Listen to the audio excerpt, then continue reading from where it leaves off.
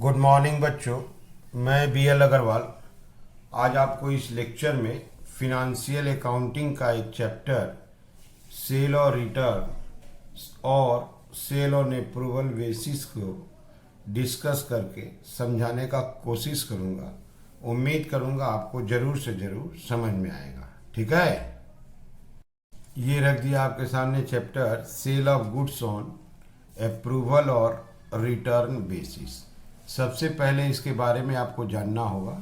यहाँ देखो, under normal course of business goods sold to the customer is treated as sale immediately. तो normally business में जब हम लोग कस्टमर को गुड्स बेचते हैं तो उसको तुरंत सेल एज्यूम कर लेते हैं जैसे ही गुड्स बिका है।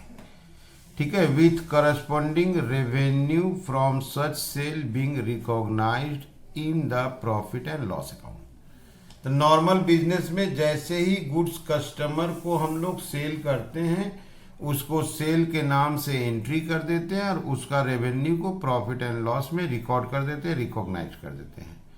However when a business wants to increase his sale और introduce a new product in the market, he usually faces hardship due to competition prevailing in the market। अगर हम लोग अपना सेल को इंक्रीज कराना चाहते हैं, सेल बढ़ाना चाहते हैं या कोई नया प्रोडक्ट को मार्केट में लॉन्च करना चाहते हैं तो मार्केट में एक कीन कंपटीशन होने के चलते हमारे लिए ये काफ़ी हार्डशिप प्रॉब्लम फेस करने को पड़ता है ऐसा प्रोडक्ट को लॉन्च या सेल को बढ़ाने के लिए। तो इसको काउंटर करने के लिए गुड्स को सम टाइम सेल हम लोग सेंड करते हैं कस्टमर्स को सेल और रिटर्न बेसिस पे। ऐसे में हम लोग गुड्स को कस्टमर को ऑन सेल और रिटर्न बेसिस, ये एक सिस्टम है, इसके अंदर गुड्स को कस्टमर को भेज देते हैं। इसको सेल ऑन अप्रूवल या सेल और रिटर्न बेसिस के नाम से भी जानते हैं। इसका मीनिंग होता है गुड्स हम लोग कस्टमर को डिलीवर कर दिए, उसको एक ऑप्शन दिए हैं कि आप चाहो तो इसको रख सकते हो या रिटर्न कर सकते हो with in a specified period. Under this system जब गुड्स कस्टमर को सेंड किया जाता है तो साथ में एक स्पेसिफाइड पीरियड बता दिया जाता है। Within that period as per your option आप चाहो तो गुड्स को रख सकते हो या गुड्स को रिटर्न कर सकते हो। जनरली ये ट्रांजेक्शन मैन्युफैक्चरर और होलसेलर के बीच में हो सकता है या साथ में रिटेलर के साथ भी होता है। आज के करेंट सिनारियो में ये प्रैक्टिस ऑनलाइन बिजनेस में, ऑनलाइन सेल्स में देखा गया है, जहां बायर को ये फ्यू टाइम दे दिया जाता है कि आप गुड्स को रिटर्न कर सकते हो, अगर आपको पसंद आए तो आप रख सकते हो। इसको हम लोग सेल और return basis, that is goods sent on sale और रिटर्न बेसिस या सेल ऑन अप्रूवल बेसिस के नाम से जानते हैं। इस गुड्स में कोई ट्रांजेक्शन में कुछ फीचर्स होता है तो ठीक है, essentially features of this type of transactions are, सबसे इंपॉर्टेंट इसमें change in possession of goods हो जाता है from one person to another party. अगर हम लोग सेल और रिटर्न बेसिस पर गुड्स को सेंड करते हैं तो गुड्स का जो फिजिकल पोजीशन है, जो फिजिकल पोसेशन है, वो ट्रांसफर हो जाता है, चेंज हो जाता है। सेलर से आप बोल सकते हो एक्सपेक्टेड बायर या एक्सपेक्टेड कस्टमर के पास वो गुड्स का पोजीशन चला जाएगा। ठीक है, 2 नंबर फीचर में है कि it does not involve transfer of ownership of goods. ऐसे ट्रांजेक्शन में गुड्स का ओनरशिप संग संग बायर के पास नहीं जाता है, तो इसलिए बोला it does not involve transfer of ownership. Ownership कब जाएगा? The ownership is passes only when the buyer gives his approval और if the goods are not return the specified time period. ऐसे ट्रांजेक्शन में ownership of the goods seller के पास ही रहता है, तब तक रहता है जब तक कि बायर अपना कॉन्सेंट नहीं दे देता कि हाँ हमको गुड्स पसंद आ गया, वो अपना अप्रूवल दे देगा तो ओनरशिप ट्रांसफर होगा। और जो स्पेसिफाइड पीरियड दिए थे वो पीरियड अगर लैप्स कर जाएगा, पार हो जाएगा, तो वो टर्नओवर माना जाएगा, सेल माना जाएगा और उस समय ओनरशिप ट्रांसफर हो जाएगा। यहाँ पर है the customer does not incur any liability when the goods are merely sent to him. यहाँ कस्टमर का कोई लाइबिलिटी क्रिएट नहीं होता है। जैसे हम लोग उसको गुड्स भेजे, गुड्स वो पाया, तो इससे वो लाइबल टू पे टू द कंपनी नहीं है। In case of online transactions, sometimes customers are given choice to pay on receipt of the goods, and some cases they are required to pay advance and then seller ships the goods to buyer. Online business में ऐसा देखा गया है कि customer को ये choice दिया जाता है कि आप जब गुड्स रिसीव कर लो तो पैसा दे दो, या ऐसा भी पाया जाता है कि इन एडवांस आप अगर पैसा दे दोगे तो हम लोग आपको गुड्स सेंड कर देंगे। ठीक है, अब यहाँ देखिए ये सेल ऑफ गुड्स एक्ट 1930 के हिसाब से ऐसे सच गुड्स के लिए सेल कब माना जाता है, तो लिखा हुआ है द सेल टेक प्लेस और the property in the goods passes to the buyer under any of the following condition is satisfied. ऐसे केस में जब हम लोग गुड्स कस्टमर को सेंड किए थे तो कस्टमर उसका ओनर कब बनेगा, ये बात सेल ऑफ गुड्स एक्ट में मेंशन किया गया है। एक नंबर में है when he signifies his approval और एक्सेप्टेड टू द सेलर, जब बायर अपना एक्सेप्टेंस सेलर को भेज देगा, अप्रूवल सेलर को भेज देगा तो इसको सेल मान लेंगे और ओनरशिप सेलर से बायर को ट्रांसफर हो जाएगा। या है when he does some act adopting the transaction, ऐसा वो कोई वर्क करेगा जिससे ये पता चल जाए कि हाँ उसको ये गुड्स अप्रूव्ड हो गया है, तब उसको सेल मान लिया जाएगा और ओनरशिप ट्रांसफर हो जाएगा। ये सबसे इंपॉर्टेंट है। If he does not signify his approval और acceptance to the seller but retain the goods without giving notice of rejection, यहाँ पर बायर सेलर को कभी ये नहीं बताया कि उसको गुड्स पसंद आ गया, अप्रूव हुआ या वो गुड्स रिजेक्ट कर दिया, ऐसा कुछ नहीं बताया, कोई इंफॉर्मेशन नहीं दिया और जो टाइम स्पेसिफाइड दिए थे वो एक्सपायर कर गया। If time has been fixed, या एक रीजनेबल टाइम एक्सपायर हो गया जब टाइम फिक्स नहीं था। तो अगर बायर अपना कॉन्सेंट देने में मिस कर जाता है, मिस्टेक कर जाता है, इंफॉर्मेशन नहीं देता है कि उसको गुड्स पसंद आया या वो गुड्स को रिजेक्ट कर देगा, ऐसा कुछ नहीं बोलता है, और जो स्पेसिफाइड पीरियड ऑफ टाइम उसको अलाउ किया गया था and that time has been expired, it will be taken as sale, ownership of the goods is passes from the seller to the buyer. ये बात सेल ऑफ गुड्स एक्ट में बोला गया।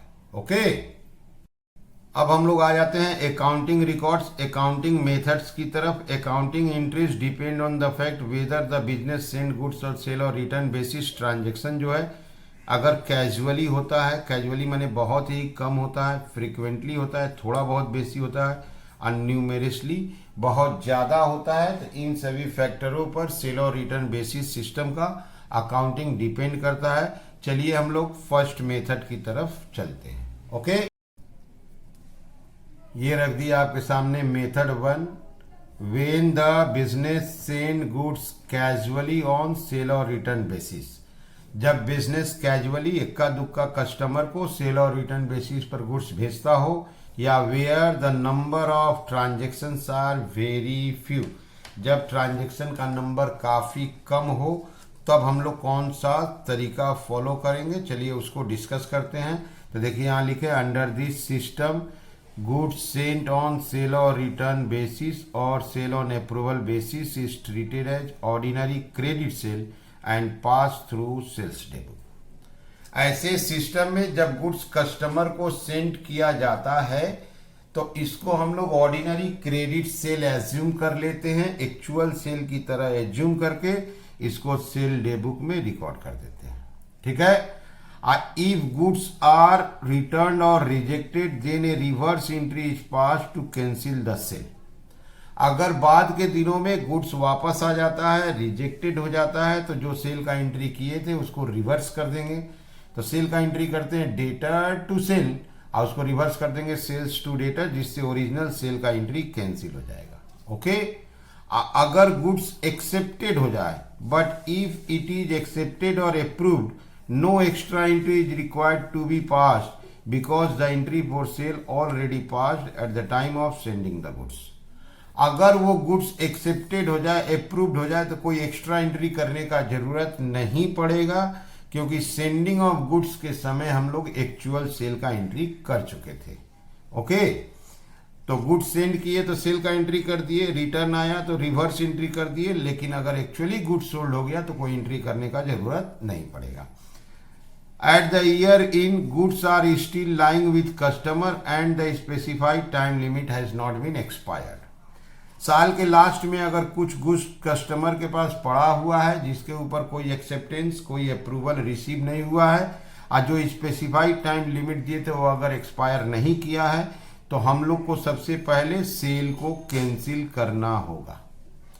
तो the entry for sale made earlier is cancel, इसलिए cancel करना होगा कि अगर वो सेल होता भी है तो कमिंग ईयर में होगा। तो करेंट ईयर में सेल को रेक्टिफाई करने के लिए सेल कैंसिल करना होगा। अब वैल्यू ऑफ द गुड्स जो कस्टमर के पास था उसको क्लोजिंग स्टॉक में लेना होगा। अब क्लोजिंग स्टॉक में कॉस्ट प्राइस पे लेते हैं for the purpose of balance sheet. तो अंडर दिस सिस्टम जब गुड्स बेचते हैं तो सेल बोल के लिख देते हैं, रिटर्न आता है तो रिवर्स एंट्री कर देते हैं। सेल हो जाने पे, अप्रूव्ड हो जाने पे कोई एंट्री का जरूरत नहीं पड़ता है क्योंकि एंट्री कर चुके थे। ईयर एंड में जो गुड्स कस्टमर के पास है जिसका स्पेसिफाइड टाइम लिमिट अभी एक्सपायर नहीं हुआ है, जिसका कोई इंटीमेशन रिसीव नहीं हुआ है, तो ऐसे में सबसे पहले हमको सेल को कैंसिल करना होगा। जो अर्लियर सेल बोल के रिकॉर्ड हुआ था उसको कैंसिल कर देंगे और उसको क्लोजिंग स्टॉक बना लेंगे कॉस्ट प्राइस पे। चलिए इसका ट्रांजैक्शन और एंट्री सब ये रख दिया आपको, एक तरफ ट्रांजैक्शन दूसरे तरफ एंट्री। सबसे पहले लाते हैं goods sent on approval basis at selling price. सबसे पहले हम लोग गुड्स कस्टमर को भेजेंगे अप्रूवल पर्पस के लिए सेलिंग प्राइस पर। तो बोला गया under this system goods sent को हम लोग एक्चुअल सेल मान लेंगे, क्रेडिट सेल मानेंगे, debtor account debit to sales account. उसको हम लोग सेल बोल के, एक्चुअल क्रेडिट सेल बोल के जर्नल एंट्री कर देंगे। 2 नंबर में ले आते हैं कस्टमर गुड्स वापस कर दिया, गुड्स रिटर्न और रिजेक्टेड। कस्टमर गुड्स वापस कर दिया तो इस एंट्री को रिवर्स कर देंगे। सेल का जो एंट्री रिकॉर्ड किए थे उसको कैंसिल कर देंगे, sales account debit to debtor account. Okay, इसके बाद लाते हैं, मान लीजिए कुछ सिलेक्टेड कस्टमर गुड्स को एक्सेप्ट कर लिया, गुड्स एक्सेप्टेड,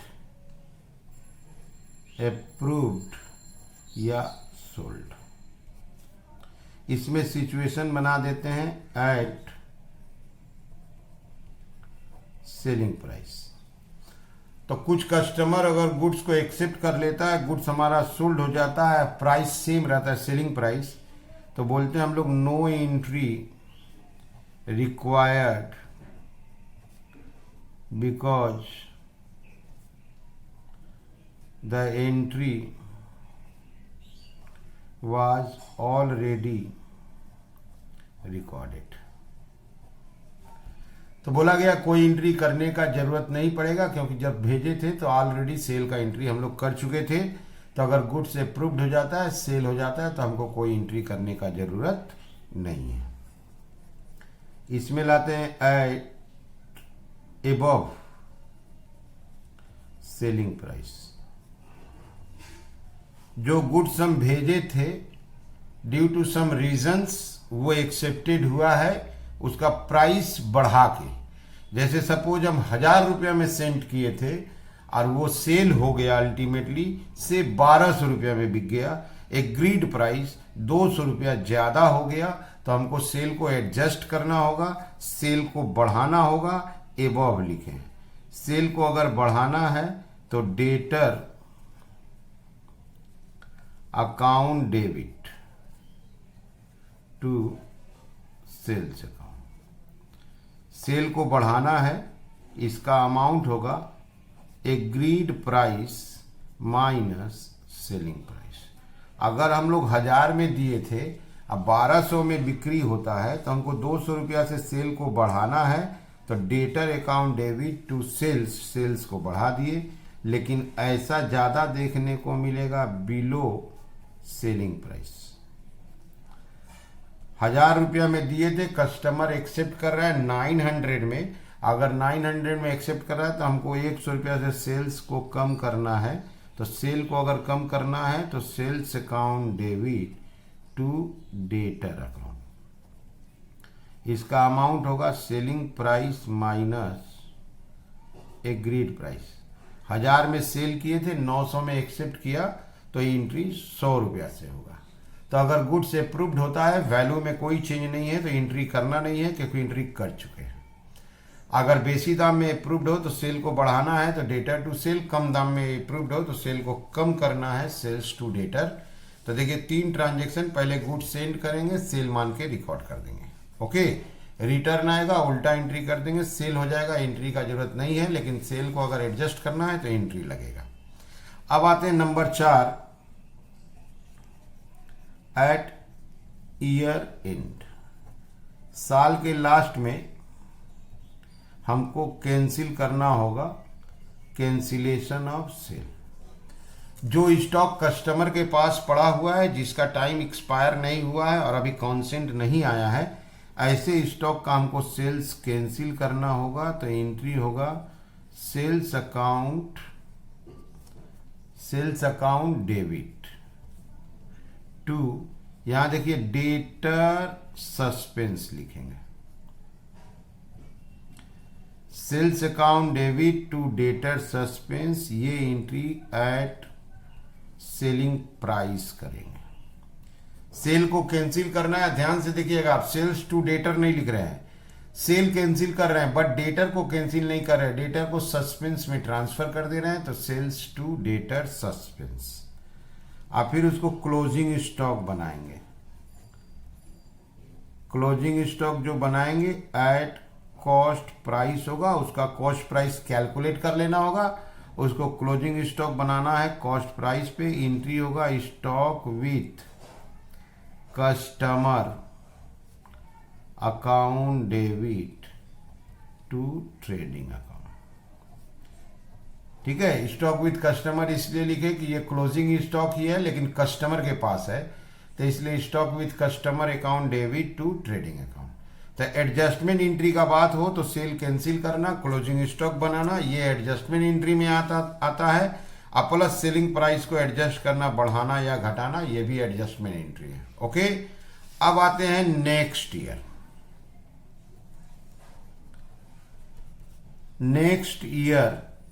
नेक्स्ट ईयर में ऐसा हो सकता है कि वो जो गुड्स था वो सोल्ड हो जाए। अगर गुड्स सोल्ड हो जाता है तो जिसको हम डेटर सस्पेंस में रिकॉर्ड किए थे, डेटर सस्पेंस को कैंसिल कर देंगे और उसको सेल्स में कन्वर्ट कर देंगे। डेटर सस्पेंस टू सेल्स, ये जो डेटर सस्पेंस क्रेडिट किए थे, नेक्स्ट ईयर में अगर वो गुड्स बिक जाता है तो डेटर सस्पेंस को डेबिट करके कैंसिल कर देंगे। आज चूंकि गुड्स बिका है इसलिए सेल्स अकाउंट वापस आ जाएगा। गुड्स रिटर्न, अगर नेक्स्ट ईयर में गुड्स रिटर्न आ जाए तो भी अब डेटर को कैंसिल करना है, तो डेटर सस्पेंस को डेबिट करके डेटर को कैंसिल कर देंगे। जो डेटर पहले कैंसिल नहीं किए थे अब वापस कैंसिल कर देंगे, डेटर सस्पेंस टू डेटर। तो यहां पर जब हम लोग फर्स्ट ईयर में ईयर एंडिंग में सस्पेंस को क्रेडिट किए हैं तो इसका मीनिंग हो गया डेटर को सस्पेंस में रख दिए हैं, सेल कैंसिल हो गया। तो अगर नेक्स्ट ईयर में गुड्स बिकता है चाहे नहीं बिकता है, रिटर्न आ जाता है। गुड्स बिकता है तो भी डेटर सस्पेंस डेबिट, और रिटर्न आता है तो भी सस्पेंस डेबिट। गुड्स बिक गया था इसलिए सेल्स क्रेडिट, और रिटर्न आ जाने से ओरिजिनल जो डेटर था उसको कैंसिल कर देंगे, तो टू डेटर। ठीक है, समझ में आ रहा है? Okay, thank you, bye.